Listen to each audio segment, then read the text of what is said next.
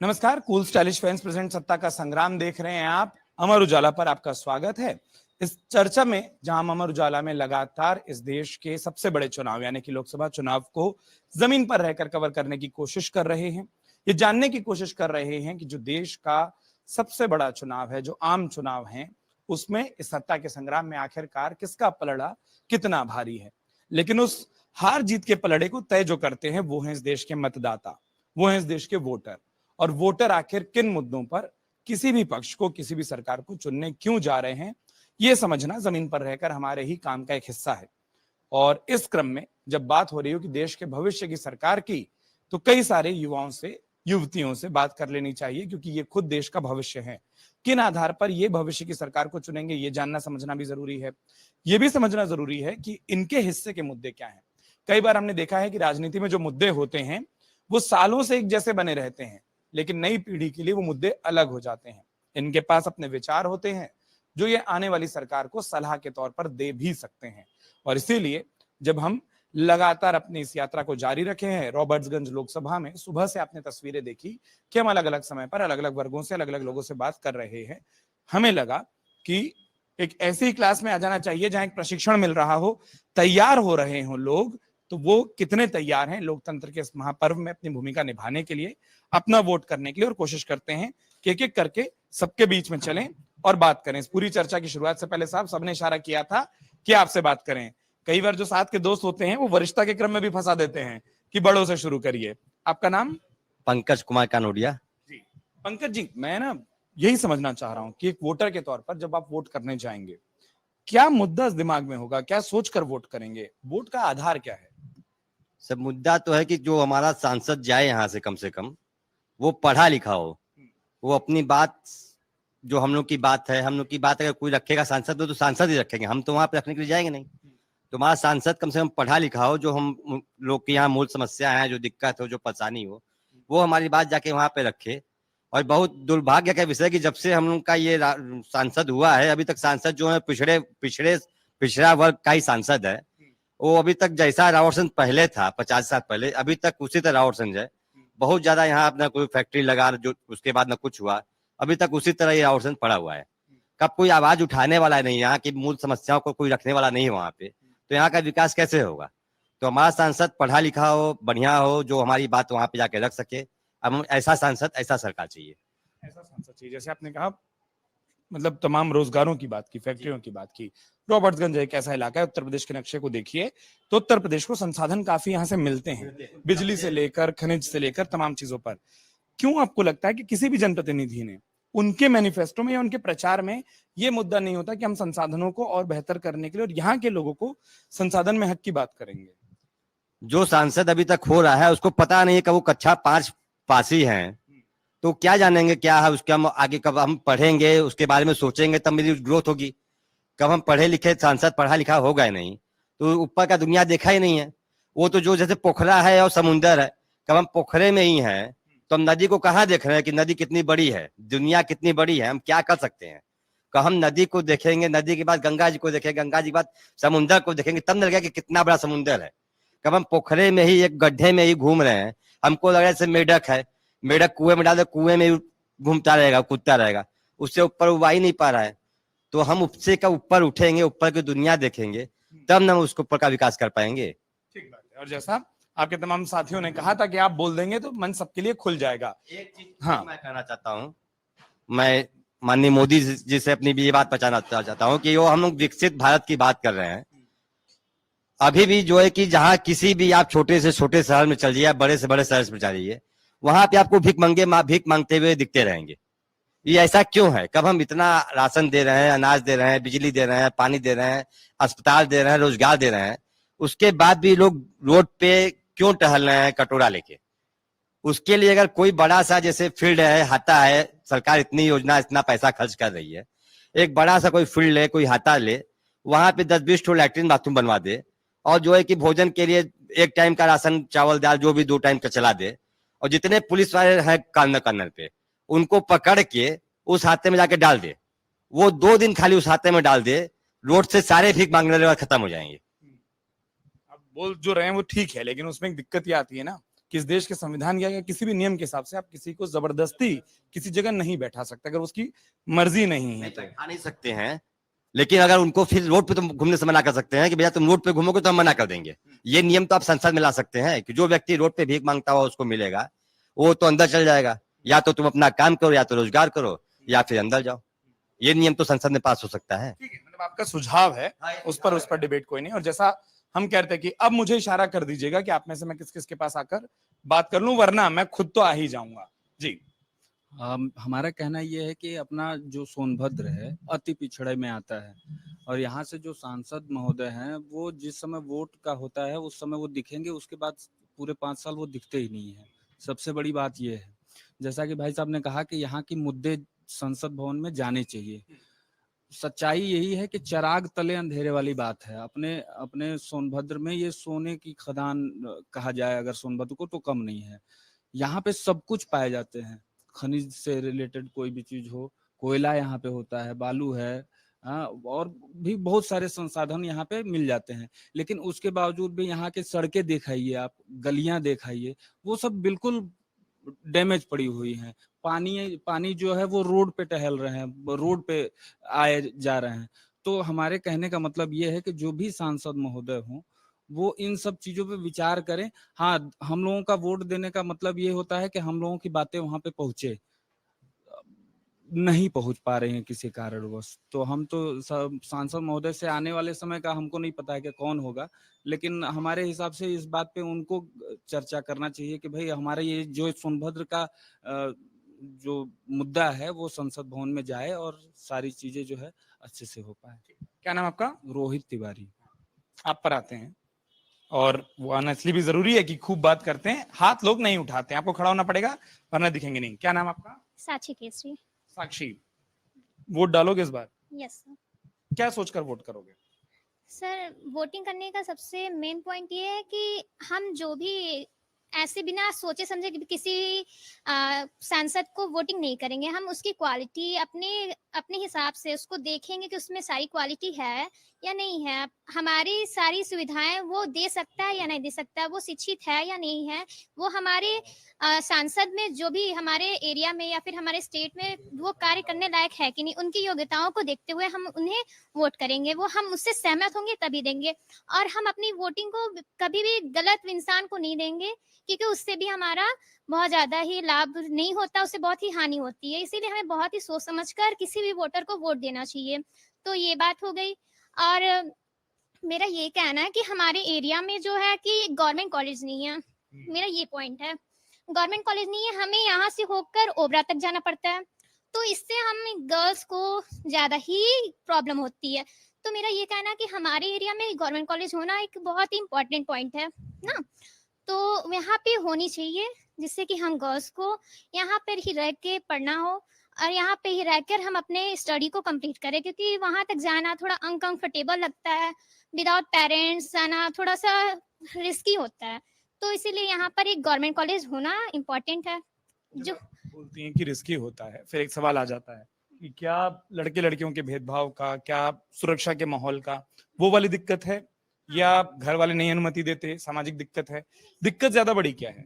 ज्यादा बड़ी ये प्रॉब्लम है मेरे हिसाब से कि हमें जाने में सबसे ज्यादा अनकंफर्टेबल होता है, क्योंकि अब ऑटो से जा रहे हैं, कभी बस से जा रहे हैं, तो वहाँ पे बहुत से तरीके के लोग होते हैं, बहुत से अलग अलग तरीके के नजरिए होते हैं, तो वहाँ पे हमें यहाँ पे इस चीज का अनकंफर्टेबल फील होता है। ये बात है।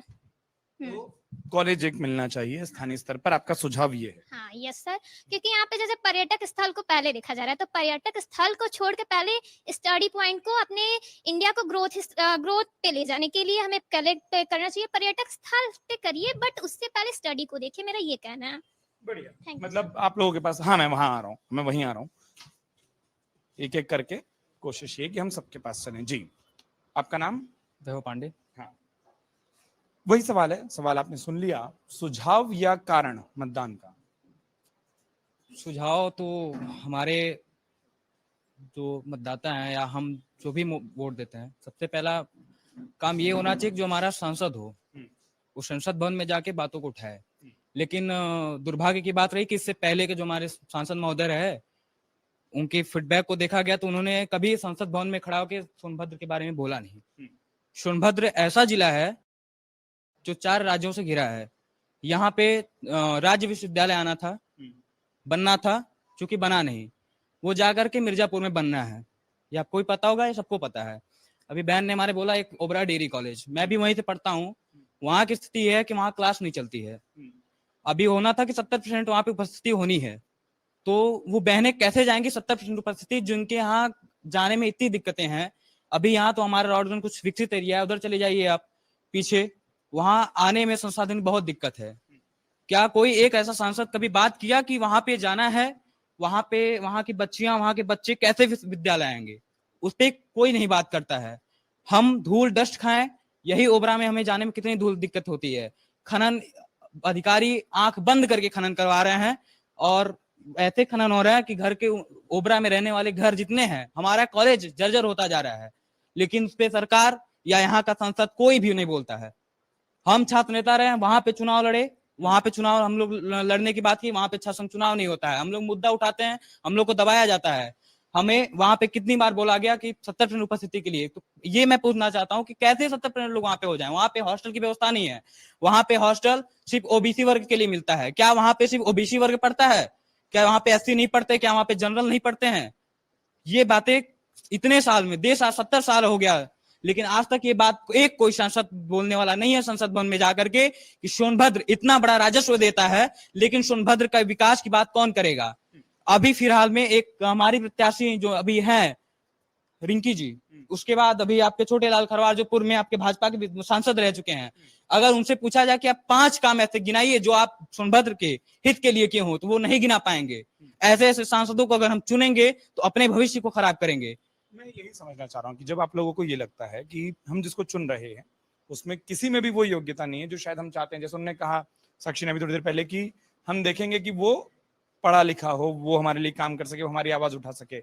अगर मान लो आप लोगों के सारे चेक बॉक्स में कोई फिट ही नहीं बैठ रहा है, फिर क्या सोचकर एक वोटर बटन दबाता है? फिर करना है क्या है? फिर जाएंगे, नोटा बटन दबाएंगे और चले आएंगे। लेकिन हाँ, ये दुख की बात जरूर रहेगी कि हम 5 साल क्या कहते हैं इंतजार करते हैं कि हमारा कोई एक मसीहा आए, जो 70 साल से हम लोग वेट कर रहे हैं कि कोई ऐसा सांसद बने जो संसद भवन में हमारी बातों को उठा सके। लेकिन ऐसा कोई आज तक ऐसा सांसद हुआ ही नहीं जो संसद भवन में जाके हमारी बातों को उठाए। यहाँ पे डिस्ट्रिक्ट हॉस्पिटल है, वहां की स्थिति ये है कि आपको छोटी सी चोट लग जाती है लेकिन उनको रिफर कर दिया जाता है। क्या वो गरीब इतनी उसके पास पैसा है कि जाकर के प्राइवेट अस्पताल में इलाज करा सके? लेकिन यहाँ पे ऐसा नहीं है। यहाँ पे आप शाम को जाइए, रात को जितने एक्सीडेंट होते हैं, हम तो वहां पे जा करके सर्वे करके देख चुके हैं, सबको सौंप दिया जाता है कि आप जाइए, लाख रुपए लगाइए हॉस्पिटल में। लेकिन यहाँ पे आपके इलाज का कोई नहीं है। लेकिन यहाँ के सीएमओ साहब सारे चुप्पी साध के बैठे हैं। यहाँ पे एल्युमिनियम फैक्ट्री, एल्युमिनियम प्लांट है अपने यहाँ पावर प्लांट है, लेकिन कितने युवा हैं जो बताएं 10,000 की नौकरी, 5,000 की नौकरी करने मजबूर हैं। दूसरे प्रदेश, दूसरे जिला से आकर के लोग यहाँ पे नौकरी करते हैं, लेकिन यहाँ के युवा ऐसे ही बेरोजगार हैं। उस पे कौन बोलेगा? और एक जिला जो 4 राज्यों से लगता हो, जैसा आपने बताया, वहां पर दिक्कत आती है। आप भी कुछ मैम बोलना चाह रही थी जी? मेरी सरकार से यही मतलब बोलना चाहते हैं कि सर जो टैक्स हम लोग देते हैं सर उसका लाभ हमें नहीं मिलता है। जो मिडिल वर्गीय लोग हैं, जैसे कि सर हम टैक्स दे रहे हैं तो जो जैसे हमें सुविधाएं स्वास्थ्य और शिक्षा के प्रति मिलना चाहिए वो नहीं मिलती है। गरीब है वो अच्छे स्कूल में अपने बच्चों को पढ़ा सकता है, लेकिन जो हमारे बच्चे हैं सर वो हाई क्लास के स्कूल में वो पढ़ा नहीं सकते, हम लोग नहीं पढ़ा पाते क्योंकि वहाँ पे फीस देनी पड़ती है सर। तो हमारे टैक्स देने का फिर क्या फायदा है? ना हमें स्वास्थ्य मिल रहा है फ्री, ना शिक्षा फ्री मिल रही है, तो सर हम टैक्स क्यों दें फिर? और ये कई मध्यम वर्गीय लोगों का ये कहना है कि हम जो पैसा दे रहे हैं हमको उसमें से लाभ कुछ नहीं मिल रहा, लेकिन वो लाभ जब दूसरों को मिलता दिखता है तो ज्यादा दिक्कत। सर गरीबों को मिल रहा है, हमें मिल ही नहीं रहा है। हम हम टैक्स दे रहे हैं, टोल प्लाजा दे रहे हैं, हर एक चीज में हम टैक्स दे रहे हैं, लेकिन हमें शिक्षा के तौर पे क्या मिल रहा है? बच्चों को हमारे कुछ नहीं। गरीब के बच्चों को 1 से लेकर 8 तक की शिक्षा फ्री है। आपको किसी भी स्कूल में पढ़ा लीजिए, बस कॉन्वेंट को छोड़कर सर ग्लेनहिल में पढ़ा लीजिए, जयपुरिया में पढ़ा लीजिए, वहाँ पे फ्री उनको शिक्षा दी जाती है सर। लेकिन हम टैक्स दे रहे हैं, लेकिन हमारे बच्चों को फ्री में शिक्षा नहीं दी जा रही है सर। ऐसा क्यों? तो फिर सर हम सरकार को टैक्स क्यों दें हम? सर हमारा यही मुद्दा है। दिक्कत तो ये है ना कि कोई भी पक्ष आ जाए, टैक्स हर कोई लेता है, कोई भी सरकार आ जाए, तो फिर चुनाव आप लोग कैसे करते हैं? मतलब कैसे सोचते हैं कि किसको वोट करना है? सर वोट हम उन्हीं को देंगे जो हमारे एजुकेटेड हैं, जैसे कि हमारे मोदी जी हो गए, हमारे सीएम जी हैं, वो लोग अच्छे हैं सर, बहुत अच्छा काम कर रहे हैं। लेकिन सर इस पे उन्हें ध्यान देना चाहिए कि जो टैक्स दे रहे हैं उनको शिक्षा फ्री देनी चाहिए, आवास सर में होना चाहिए, लेकिन हम लोग के लिए आवास भी फ्री नहीं है। हर एक चीज में सर हम लोग इन्वॉल्वमेंट है, हम लोग टैक्स दे रहे हैं, लेकिन हमें मिलता क्या? उसके बदले में कुछ भी सुविधाएं नहीं मिल रही है सर, कोई भी सुविधा हमें नहीं मिल रही है सर। तो सर ये पॉइंट है कि टैक्स जब जो दे रहे हैं उनको भी सर सुविधाओं का लाभ मिलना चाहिए। क्या नाम आपका? संगीता जायसवाल। जी, आपसे आ जाते हैं। आप दोस्त की तरफ इशारा कर रहे हैं, फिर दोस्त पे भी चल लेंगे। क्या नाम आपका? रोली विश्वकर्मा। ये बताइए, आपको खड़े हो जाना पड़ेगा क्योंकि फिर वो, हाँ, ये बताइए कि थोड़ी देर पहले हम लोग जो बात कर रहे थे इस पूरी चर्चा को शुरू करने से पहले, बतौर वोटर कौन सा सुझाव है, कौन सी ऐसी चीज है, कौन सी दिक्कत है, ये बताइए जो आपको लगता है सबसे पहले ठीक होनी चाहिए। सबसे पहले ठीक होनी चाहिए। सबसे बड़ी दिक्कत क्या है अपने आसपास, समाज में, लोगों के बीच में, जहां आप हैं वहां? ये कुछ दिक्कत नहीं है, सब अच्छा है। नहीं, दिक्कत तो बहुत सारे हैं। जैसे कि अभी साक्षी दी ने बताया कि यहाँ से कोई गवर्नमेंट कॉलेज नहीं है, यहाँ से वहाँ जाना पड़ता है। मैं भी वहाँ पे स्टडी कर चुकी हूँ। 70% लोग बोलते हैं कि वहाँ पे प्रेजेंटेशन देना है, बट वहाँ पे ऐसा कुछ है नहीं, क्योंकि यहाँ पे जाने में प्रॉब्लम होती है। और बहुत सारे लोग होते हैं, तरह तरह से देखते हैं, तरह तरह से घूरते हैं, तो अजीब अनकंफर्टेबल फील होता है। और यहाँ से भी, मुझे भी अगर यहाँ से जाना हो तो मैं 2 ऑटो टैक्स चेंज करती हूँ, उसके बाद घर पे जाती हूँ। वही मेरा डेली का है। तो ये सब सही नहीं है। मतलब कि कोई चीज़ ऐसा होना चाहिए जिससे कंफर्टेबल लड़कियाँ हो जाए, और क्या। और जैसे नरेंद्र मोदी बहुत सारे विकास किए हैं, डेवलपमेंट बहुत सारे किए हैं। और जैसे कि ये जो चीज़ 2 रुपए की आती थी, वही चीज़ अगर 4 रुपए की हो गई है। एक तरीके से देखा जाए तो जो जनता से पैसे लेकर के ही वो आगे का डेवलपमेंट कर रहे हैं, ठीक है। और पहले कुछ टाइम पहले हुआ था, कुछ साल पहले, कि गांव में बिजली 18 घंटे दी जाएंगी, जबकि बिजली सिर्फ 7 घंटे तक बिजली 7 बजे सुबह से कट जा रही है, उसके बाद शाम को 7 बजे ही आ रही है। और ये अभी भी हो रहा है। हाँ, अभी भी हो रहा है। उस सोनभद्र में जहां पर सबसे ज्यादा आप लोग बिजली बाहर भेजते हो। हाँ। आप पर भी आता हूँ उसके बाद। हाँ, क्या नाम है आपकी दोस्त का? आकांक्षा मौर्य। हम नाम इसलिए पूछ लिए क्योंकि दोस्त को फंसा चुकी है, तो अब बैठ जाए। जी आकांक्षा, वही चीज, कॉलेज वाली बात आ गई। क्या ऐसा है आसपास जो आपको लगता है सुधरना चाहिए? भूल जाइए 2 मिनट के लिए राजनीति, समाज, सब कुछ, लेकिन हाँ, कुछ भी हो सकता है। सर सबसे पहले तो एजुकेशन सिस्टम अच्छी होनी चाहिए, और हमें मतलब हम क्लास में जाते हैं तो हमें हमारी क्लास नहीं चलती अच्छे से।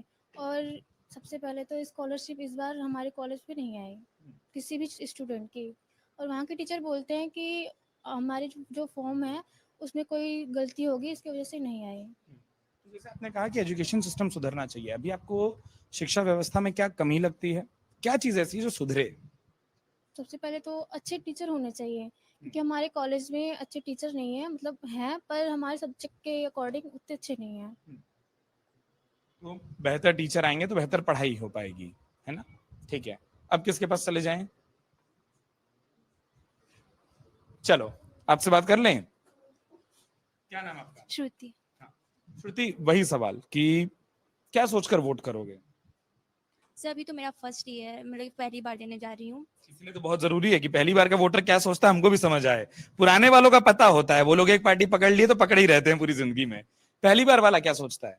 सर बीजेपी को देना है, क्योंकि मोदी जी ने हमारे लिए बहुत डेवलपमेंट की है। हमारे जैसे क्या कहते हैं, उन्होंने राशन देने का किया, ऊपर से फिर क्या कहते हैं, हर चीज़ में मतलब डेवलपमेंट किया। हर चीज़ में एक सामान जैसे फ्री में दिलवा रहे हैं, जैसे राशन वगैरह हो गए। और जैसे कहीं जाओ तो फिर वहाँ पे भी कुछ डिस्काउंट मिल ही जाते हैं। तो आपको लगता है कि विकास हुआ है? हाँ हुआ है, 50% तो हुआ है, 50% बाकी है। ये बढ़िया छोड़ दिया ताकि अगली बार सरकार से हिसाब भी ले सके, है ना? आप पर आता हूँ जी, उधर भी आ रहा हूँ, इसके बाद आप पर आ रहा हूँ। क्या नाम आपका? विजय कुमार से। हाँ विजय जी, किसकी विजय होगी इस बार?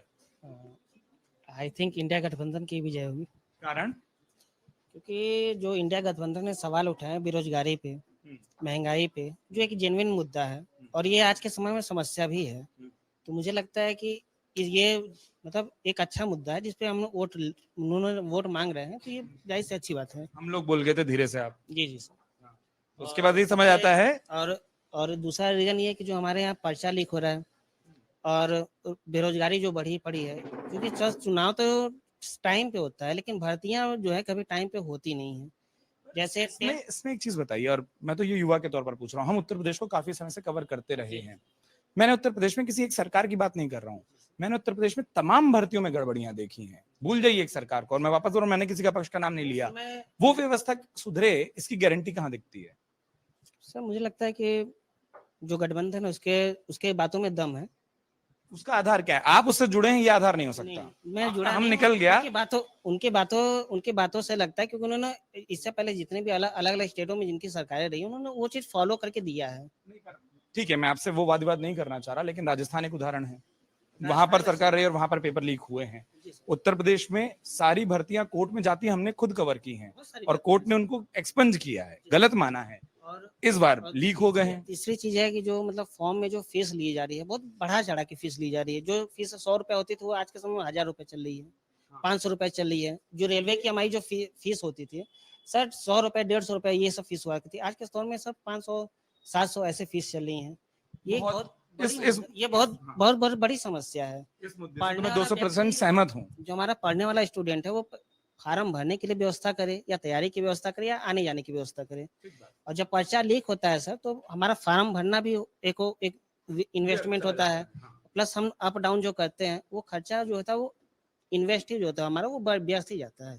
जैसे मैं वहां पूछ रहा था, उनसे भी मैंने पूछा था कि ऐसे में उम्मीदवार कैसे चुने, क्योंकि जो फॉर्म की बात है और मैं सहमत हूँ उससे कि इतने महंगे जब फॉर्म भरते हैं बच्चे तो परेशानी होती है, लेकिन और मेरी समझ हो सकता है कम रह गई हो तो आप उस पर प्रकाश डाल दीजिएगा। मैंने किसी भी दल के मैनिफेस्टो में ये नहीं देखा कि हम शिक्षा पर जीएसटी को कम करेंगे। मैंने किसी भी दल के मैनिफेस्टो में ये नहीं देखा कि हम जो प्रतियोगी परीक्षाओं के फॉर्म होते हैं उसके दाम कम करेंगे। तो फिर ये जो दिक्कत है वो सॉल्व कौन कर रहा है? नहीं सर, ऐसा नहीं है। जो गठबंधन की सरकार है, गठबंधन जो है उसने ये घोषणा किया हुआ है कि हम जीएसटी हटाएंगे और ये जो फीस है एग्जामिनेशन फीस वो हम माफ करने जा रहे हैं। इससे हो सकता है मैं ना पढ़ पाया हूँ, मैंने जितने पढ़े उसमें नहीं दिखा मुझे। ये पॉइंट है उसमें। उन्होंने शिक्षा पे भी जीएसटी हटाने की बात की है, और प्लस जो मेडिकल जो बेनिफिट होते हैं, जो मतलब इमरजेंसी मेडिकल क्रिटिकल अन्य योजनाओं पर तो मैं आ ही नहीं रहा, फिर 256 पेज एक तरफ और है, अन्य पर आ जाऊंगा। तो मैं एक मुद्दे पर रहना चाह रहा हूँ, क्या उस पर ये दावा है जो आप कह रहे हैं? क्योंकि मैं शायद नहीं पढ़ पाया। नहीं है दावा ये सब, ये क्योंकि ये पब्लिक रैलियों में अनाउंसमेंट किया जा रहा है। अनाउंसमेंट साहब अब 47 से उठाकर शुरू करते हैं। नहीं सर, ये है इसमें, ये मुद्दा आप लोगों ने बनाया वो भी अनाउंसमेंट था कभी? अगर अनाउंसमेंट पर भरोसा करें तो नहीं ये मुद्दा है, ये मैनिफेस्टो में है। ये आप क्या नाम आपका? महेश कुमार मिश्र। महेश जी, वोट देने का आधार एक युवा के लिए क्या है? यहाँ पे अभी वोट देने का है कि हमारा गवर्नमेंट इस समय बहुत ही अच्छा वर्क कर रही है, जो अभी सरकार वर्तमान में है। अभी आपके दोस्त ने बताया कि सरकार बहुत बुरा काम कर रही है, या आप लोग दोस्त नहीं हो? दोस्त की बात यहाँ नहीं है। यहाँ पे एक देखिए व्यक्तिगत देखिए आप कि पहले हमारी क्या थी और आज के परिवेश में क्या है। पहले हमारे न महिलाएं सुरक्षित थी, न कई चीजें जो ऐसी हैं जो कि आपके घर तक संसाधन पहुंच नहीं पाते थे। आज के परिवेश में मेडिकल सेक्टर में देख लीजिए तो फ्री ऑफ कास्ट आपके पास एम्बुलेंस पहुंच रही है। मेडिकल सेक्टर में अगर हम देखते हैं तो अगर 108 पे कॉल करें या 102 पे कॉल करें तो आपके घर पे ट्रीटमेंट की व्यवस्था एम्बुलेंस लेके पहुंच रही है। स्वचालित एम्बुलेंस भी अभी चालू किया गया। ऐसे ही कई चीज, जैसे कि महिला सशक्तिकरण में अभी देखा गया है कि महिलाओं की सुरक्षा के लिए प्रशासन ने अपना एक नंबर डायल कर रखा है 1090, जिसपे अगर कहीं भी महिलाओं को कोई अगर प्रॉब्लम होती है उस पर कॉल करें तो तुरंत शासन व्यवस्था उनके पास है। जबकि अन्य उसमें कहीं ना कहीं सुधार की गुंजाइश है, और वो इसलिए क्योंकि अभी आपके सामने दोस्त ने, सहपाठी ने जो कहा, वो माहौल बदलने की जरूरत तो है ना। माहौल बदलने की जरूरत है, हमारी सरकार भी बदल रही है, लेकिन हमारी जो सरकार है वो काम कर रही है। लोकल स्तर पे जो हमारे राजनीतिक नेताएं हैं यह इसको गड़बड़ कर रहे हैं। जैसे हमारी बात यहाँ जनपद की अगर ले लें तो यहाँ पे राजस्व से लेकर बिजली से लेकर हर एक चीजें हैं। 4 राज्य को जोड़ने वाला यह हमारा जनपद है। पूरे उत्तर प्रदेश का यह पिछड़ा जिला है, लेकिन इस जिले की बात हमारे संसदीय भवन में कभी आज तक नहीं कही गई, कभी भी आज तक। जैसे कि शिक्षा की ले लीजिए तो हमारे कॉलेज में, हमारे जनपद में मेडिकल कॉलेज की स्थापना तो की गई, लेकिन अभी तक उसको संचालित नहीं की जा रही है। लगातार उसको अभी किया जा रहा है। तो हम सांसद बनेगा ही नहीं, आप बात को समझिए जी। यहाँ का सांसद जब बनेगा ही नहीं, यहाँ कोई मूल निवासी चुनाव लड़ने के लिए आएगा ही नहीं, ठीक है, तो आपके दर्द को वहां बोलेगा कौन? पहले बात को समझिए। आपने कितनी बार यहाँ के मूल निवासियों के लिए लड़ा कि मेरे जनपद का प्रत्याशी होना चाहिए। मैं एक सवाल पूछूं इसमें, एक मिनट, एक सवाल पूछ लूं मैं आपसे। मैं सवाल ये पूछना चाह रहा हूं, प्रत्याशी आ रहा है इस सोनभद्र में, समझे, वो लंदन और पेरिस से आ रहा है, जिसके दिल में कोई दर्द नहीं है। उसका सीधा साधा मतलब वो है कि ये सोनभद्र एक चारागाह है, जिसको मुझे जाना है और 5 साल चढ़ना है, चढ़ने के बाद चले जाना है, फिर अगले बार कहने अपनी बहू को लाना है, फिर अपने बेटे को लाना है, फिर अपने लड़के को लाना है, फिर इस तरीके से पूरा समीकरण चल रहा है। मैं एक सवाल पूछ लूं और मैं 1 मिनट, मुझे उत्तर प्रदेश, पूरा समीकरण यही अरे चल रहा है। आराम से प्रभु, आराम से, बहुत आराम से। ये क्लास, दर्द है सर। ये क्लास है, ये क्लास भी है, ये ये क्लास भी है, ये ये दर्द क्लास भी है। है, ये क्लास भी है। कितना भी दर्द होगा, बाकियों का सम्मान होगा, बाकियों का सम्मान होगा और सबका सम्मान होगा। वो पढ़ने आए हैं, दर्द उनके भी हैं, उस लड़की का नहीं है। आराम से बोली ना, नाजीर पेश करनी है तो ढंग से हो, कम से कम जहां लोग ट्रेनिंग लेने आते हैं, पढ़ने आते हैं। ठीक है सर। हाँ, अब मैं मूल रूप से, मैं इसी टोन में बात करता हूँ, उसी पर करना चाह रहा हूँ, उसी पर दिल्ली, बम्बई, लखनऊ का बात मत करिए, एकदम सोनभद्र। दिल्ली की सरकार बनाने के लिए 1 मिनट, आप नियम तय करना है तो आप ये पकड़ लीजिए, मैं उधर आ जाता हूँ। हाँ, तो आप वही, जब आप लोग स्थानीय बाहरी का मुद्दा बोलते हैं, सोनभद्र के लिए वो लागू होना चाहिए और बाकी जगह नहीं लागू होना चाहिए, क्योंकि इस देश में इस वक्त कितने से प्रत्याशी हैं जो उन लोकसभा क्षेत्रों से चुनाव लड़ रहे हैं जहां के वो नहीं हैं, और उनकी तारीफ में हर पक्ष वो जिस पार्टी के होंगे कसीदे गढ़े जाते हैं। तो स्थानीय होना ही समस्या को समझना जरूरी है क्या? फिर मैं उन नेताओं की फहरिस्त पढ़ दूं जो स्थानीय नहीं है और चुनाव लड़ रहे हैं, तो क्या वो विकास नहीं करते क्या? नहीं, विकास सर करते हैं, लेकिन यहाँ पे क्या है ना, यहाँ पे मतलब विकास हो ही नहीं, यहाँ विनाश हो रहा है। यहाँ ये नहीं पूछा, मैं वापस बोल रहा हूँ, मुझे राजनीतिक जवाब नहीं चाहिए। राजनीतिक जवाब देंगे, मैं आगे बात करने चला जाऊंगा। मुझे जवाब ये चाहिए, मैं वापस बोल रहा हूँ, मुद्दे पर रहना चाह रहा हूँ, और इसलिए मैं क्लास सुनता हूँ, पढ़े लिखों के बीच में आ रहा हूँ कि बाहरी होने वाले व्यक्ति जहां से चुनाव लड़ता है, क्या वो वहां फायदा नहीं करता? और ये सामान्य सवाल है, एक जगह के लिए नहीं। यहाँ पे सर शिक्षा है, अच्छी शिक्षा, न अच्छा स्वास्थ्य है। यहाँ पे जो भी मतलब, अगर आप जान लीजिए, अगर किसी के घर का बच्चा अगर जिला मुख्यालय चला गया, फिर क्या पूछा और आप फिर क्या कह रहे हैं? वहाँ के डॉक्टर तुरंत रिफर करते हैं बनारस के लिए। आपका नाम क्या है? मेरा नाम गोविंद है। गोविंद जी, सवाल या तो आप सुने नहीं और ये सब सुन लिए, ठीक है? मैं वापस बोल रहा हूँ, मैं बयान देने के लिए यहाँ कार्यक्रम नहीं कर रहा। मैंने सवाल ये पूछा कि क्या बाहरी प्रत्याशी, और कहीं भी वो हो, क्या वो अपने क्षेत्र में विकास नहीं करते हैं? जो आपने जहां से मुद्दा उठाया वहीं से पूछ रहा हूँ। नहीं, करते हैं, लेकिन नियत होनी चाहिए ना करने की। यहाँ जो आ रहा है उसकी नियत नहीं है। तो ये मैं पूछ रहा हूँ, क्योंकि आपका विरोध अगर बाहरी होने से है, यहाँ जो आ रहा है ना उसकी नियत नहीं है, समझे? और वहां मतलब जो जा रहा है, हो सकता है उसकी नियत हो, ठीक है, लेकिन यहाँ जो भी आ रहा है ना उसकी नियत ही नहीं है करने की। ठीक है, ये हो सकता है। देखो, मैं इसलिए टोका ना, आपने शुरू जहां से किया था वो बाहरी है, वो है नहीं।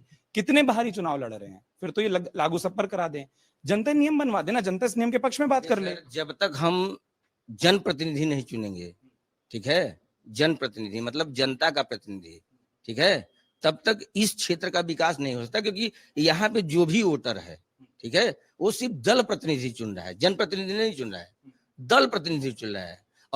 और यहाँ पर क्या है ना कि यहाँ पे अभी तक, आज 3 दिन बाद मतलब वोटिंग होना है, ठीक है, अभी तक मुझसे कोई भी प्रतिनिधि, 12-13 प्रतिनिधि लड़ रहे हैं, अभी तक मुझसे कोई प्रतिनिधि नहीं मिला है। और यहाँ पे जितने लोग बैठे हैं, मैं सबसे पूछना चाहता हूँ, क्या किसी से भी कोई जनप्रतिनिधि मिला जो चुनाव लड़ने आया है?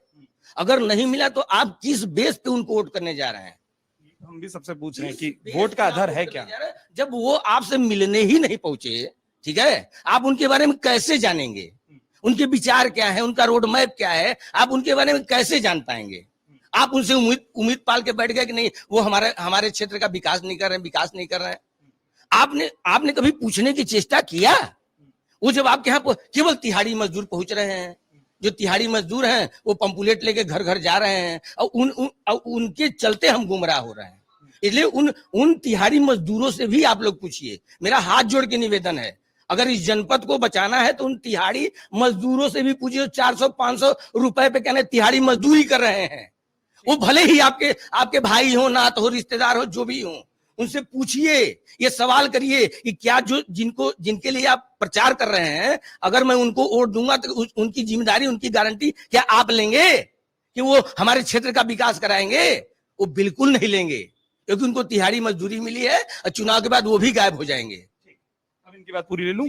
हाँ, मेरा अभिप्राय यह है कि जो भी हमारा बने सरकार, इस सरकार से अपेक्षा मेरी यही है कि हमारे जनपद की जो समस्याएं हैं, शिक्षा की समस्या, मेडिकल की समस्या, ये समस्या को दूर करें। जो भी हमारे सांसद प्रतिनिधि यहाँ से बने वो हमारे जनपद की बात, किसी एक पर्टिकुलर पार्टी की बात नहीं करते हैं, हम सरकार की बात करते हैं कि वो सदन में जाएं और सरकार तक हमारी बात को रखें और आकर इस सोनभद्र जिले का, जैसे कि अभी बात हो रही है बिजली की, काफी हमारे भाई और बहनों ने बताया कि बिजली की समस्या हमारे यहाँ जनपद की बहुत है। हमारे जनपद पूरे प्रदेश को बिजली दे रही है, लेकिन यहाँ पे क्या है कि लगातार कटौती और कई समस्याएं प्रदान होती हैं।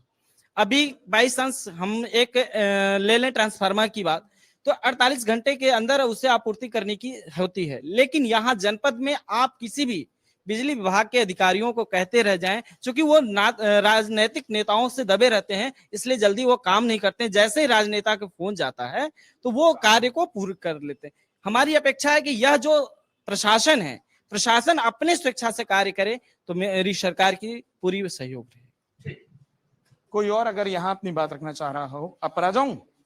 नहीं, हाँ जी, आपका नाम? मेरा नाम चंदन सोनी है।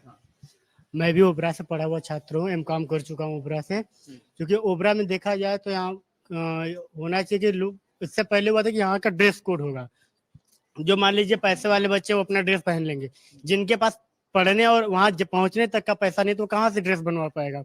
और मांगते हैं वहाँ पे 70%, वहाँ पे मतलब उनको चाहिए अटेंडेंस। तो आप एक बस निकलवा दीजिए गवर्नमेंट, जहाँ से बच्चे आते हैं। क्योंकि अपने सोनभद्र में एक वही मतलब गवर्नमेंट कॉलेज है, राजकीय स्नातक महाविद्यालय ओबरा सोनभद्र। तो वहाँ पे पढ़ने के लिए बच्चे शक्ति नगर से भी आते हैं, रेणुकूट से भी आते हैं, रावस्टगंज, रामगढ़, मतलब कई जगह से आते हैं। भाई दूर दूर से जो बच्चे आ रहे हैं, जो फीस भर रहे हैं, तो फीस भरने के लिए लगा है कि अब वहाँ पे 70% जाकर अपनी उपस्थिति दें। अब उसके लिए भी तो मुझे पैसा चाहिए। अब किसी हर एक के पास तो पैसा है नहीं। तो मैं सरकार से ये कहूंगा कि जो बच्चे दूर से वहां पढ़ने आते हैं उनके लिए अच्छे बस की सुविधा दें।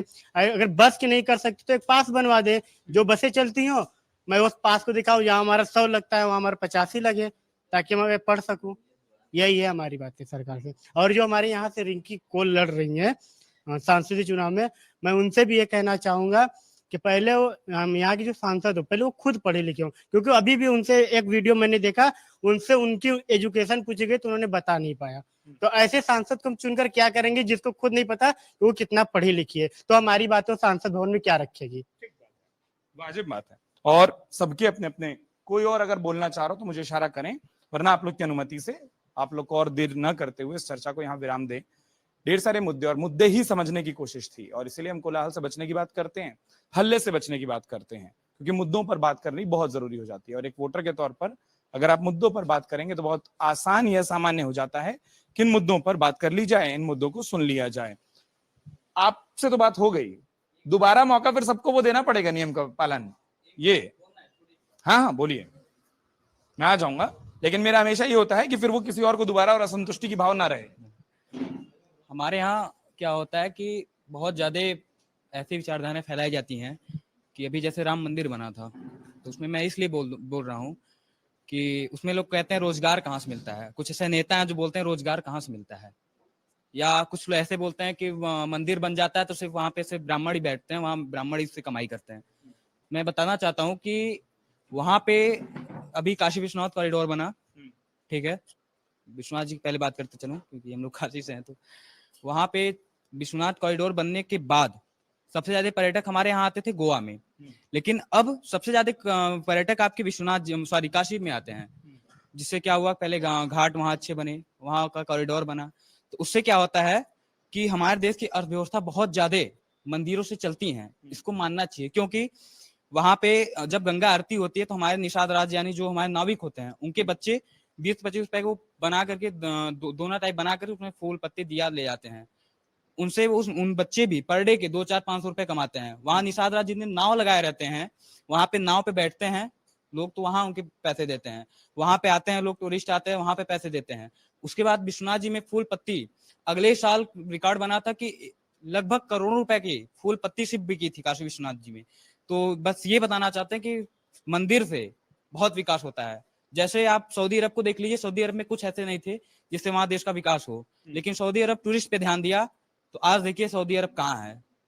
तो बस विकास के अपने अपने क्रम हैं, ये जरूरी था कि एक बात कर लें। लेकिन आप लोग के बीच में जिस बात के साथ मैं इस पूरी चर्चा को खत्म करना चाहूंगा वो एक अपील ज्यादा है। अपील ये है कि आप सब युवा हैं, सबके घर परिवार में 3 4 5 लोग जरूर मौजूद हैं। आपके कुछ साथियों ने अपने अपने हिस्से के मुद्दे रखे हैं, कई लोगों के मन में अपने मुद्दे होंगे। एक काम करिएगा कि जो थोड़ी देर पहले वो जो पीछे बोल रहे थे ना, वो बहुत जरूरी बात है कि मुद्दों को चुनने के साथ वोट जरूर दीजिएगा, क्योंकि वरना जैसे वो बताए कि उनका दर्द है, ये दर्द रह जाता है एक वोटर के मन में जब उसका काम नहीं होता। लेकिन वोटर कहाँ गलती कर जाते हैं? जब वो वोट देने नहीं निकलते। तो अपील आप लोगों से ये कि अपने अपने हिस्से का वोट जरूर करिए, लोगों से वोट ज्यादा से ज्यादा कराइए। और जब लोगों को और नेताओं को खासतौर पर ये लगेगा कि वोट देने वाली जनता है जो कतारों में लगी है, तो वो खुद मुद्दों की बात करने लग जाएंगे। वरना समीकरणों की कतार वो भी देखते हैं और बाद में वो भी समीकरण साधने में जुट जाते हैं। तो मुद्दों की बात हो, मुद्दों पर बात हो, इसके लिए जरूरी है कि आप लोग वोट जरूर दीजिए। इस अपील के साथ आप सबका बहुत बहुत शुक्रिया कि अपना वक्त दिया। बहुत बहुत धन्यवाद।